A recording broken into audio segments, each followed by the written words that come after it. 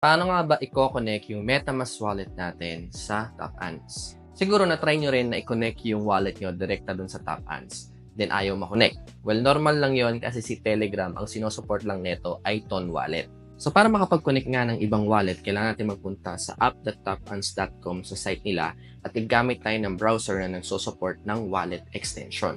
But since majority naman naka-phone, so gagamitin ko na ng rekta yung MetaMask mobile app tapos doon ko isi-search si TapAns. So dito, i-click lang natin yan at dyan natin ilalagay yung site ni TapAns. So gamit natin mismo yung browser ni MetaMask. Tapos magla-login lang tayo gamit yung credentials natin. And then kapag nanonood tayo sa account natin, click lang tong invite and then select lang tong link your wallet. Tapos sa baba dyan, itong Web3 wallet, nakikita nyo yung options dyan. Diba? Dalawa yan. So click natin yung MetaMask. And then lalabas tong request na yan na gustong communicate TapAns sa wallet natin. So syempre, click connect. And then, confirm nyo lang for signature request. So, ayan, connected na yung wallet natin. So, ganun lang siya kadali. So, ayan mga paps, kung meron pa kayong tanong about TapAns, syempre, comment nyo lang yan dito. And if you like this video, don't forget to follow.